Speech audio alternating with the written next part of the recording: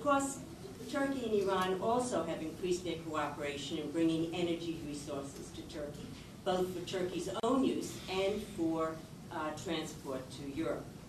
And that all feeds into Turkey's goal of becoming an energy hub. Turkey imports about 20% of its gas from Iran, and that helps diversify Turkey's gas dependency on Russia, where they get over 60% of their gas resources. On trade, Turkey and Iran have increased their trade to now $10 billion, and their goal is $30 billion in the future. But the relationship is on the trade and investment goes further than just the trade between Turkey and Iran, because Turkey, of course, sees Iran as important access to Central Asia, where Turkey also, would like to tap into the energy resources and the potential trade in that region. Now, how about the diverging national interests? There are three. Iran's potential development of nuclear weapons capabilities, number one. Number two, Iran's potential dominating influence in Iraq. And number three, Iran's potential influence in other states in the region. Turkey is very, very aware of the challenges a nuclear-armed Iran could pose in the future, particularly if it encourages Tehran to become more assertive in its competition for influence in the area. Nevertheless, Ankara has been unwilling to support tough sanctions that the West has imposed on Tehran. It has preferred to advocate engagement with the Islamic Republic, believing that economic and cultural interdependence is a better vehicle for dissuading Iran from developing nuclear weapons. Turkey is also concerned to check Iran's ability to dominate Iraqi domestic politics by Tehran's support of Shiite parties that may well increase after the U.S. military withdrawal from Iraq. And I understand, of course, that Tehran also has good relationships with other members of other very important actors in Iraq as well. However, Ankara wants to maintain good relations with Iraqi Shiites and neutralize the Shiite-Sunni divide. So when Prime Minister Erdogan visited Iraq recently, he prayed in Shiite mosques and spoke with the Grand Ayatollah Ali al-Sistani. Turkey hopes that this outreach to the Shiite community in Iraq will also enhance its ability to create bridges across the sectarian divide and with rival parties in other states in the region. Again, something that Dr. Collin mentioned this morning. Syria is another state where Turkey and Iran are vying for influence. Before the Arab Spring, Turkey cultivated a very close relationship with Syria, promoting economic integration, no visa policy, but it also held combined military exercises and joint cabinet meetings. It was a very close relationship. However, as many of us have mentioned today in this conference, the dissidence with the Assad regime grew, and as with it continues to grow as Syrian armed repression intensifies, and therefore Ankara had to distance itself from the regime. And as Suat mentioned, there have been the meetings of the opposition, and even before all this began, the Syrian brothers met in Istanbul and continue to be a presence in Turkey today.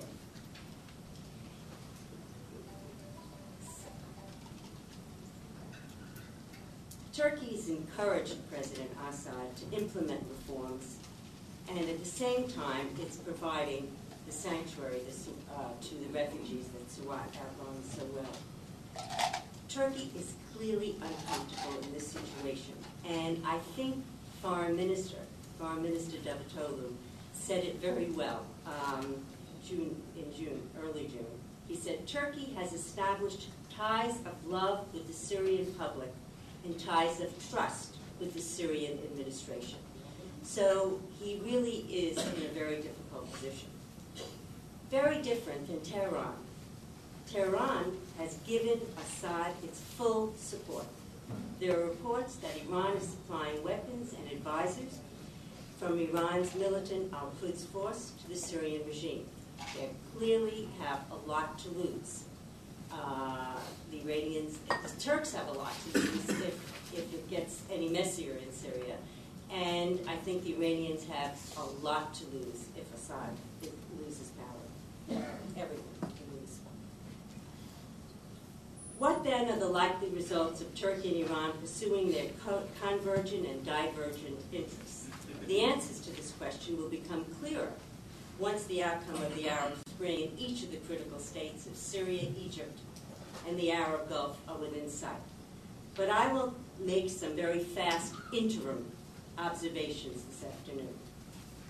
If Assad reestablishes control over Syria, Iran's influence over Damascus will have strengthened and Turkey's weakened.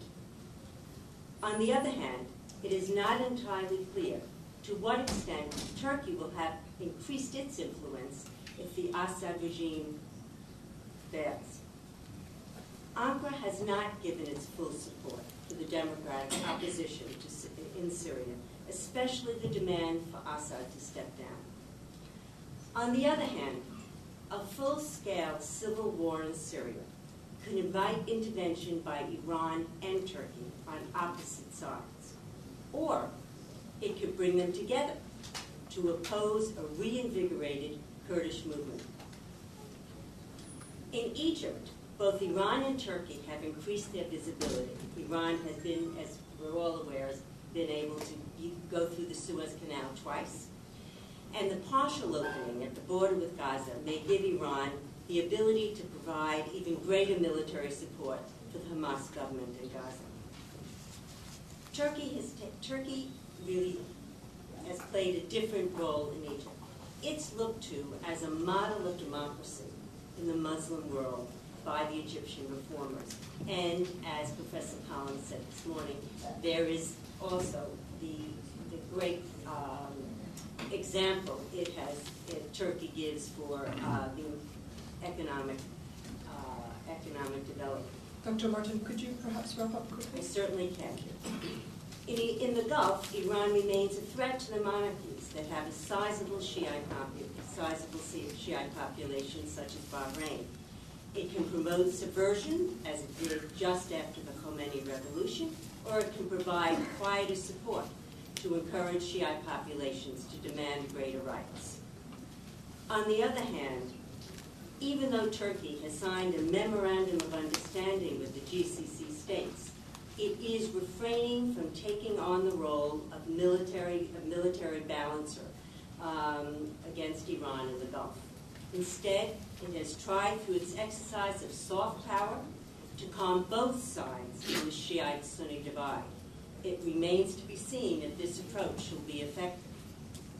In sum, it appears that there is a dynamic contest for power in the Middle East.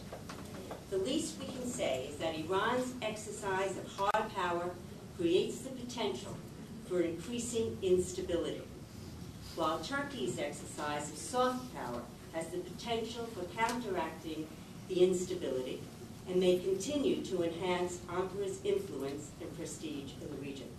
Thank you. Thank you very much, Dr. Martin. Dr. Mufti, please go ahead.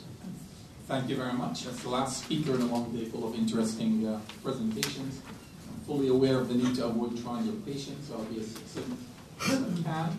I'll start with the briefest possible outline of my central argument, continue with an illustration, and end with an exhortation. At the time, the argument is... All in 12 minutes? All in 12 minutes, or maybe less. The argument is on hegemonism. At a time of many and often conflicting interpretations of the current revolution in Turkish foreign policy, ranging from anti-Western Islamism to integrationist liberalism, I suggest that a more useful concept is hegemonism. For those who are interested, I developed the concept somewhat further in my recent Middle East brief, not a book, but a brief published by the Crown Center at Brandeis, and I provide a much more in-depth analysis of the paradigm shift that made it possible in my recent book entitled Daring and Caution in Turkish Strategic Culture.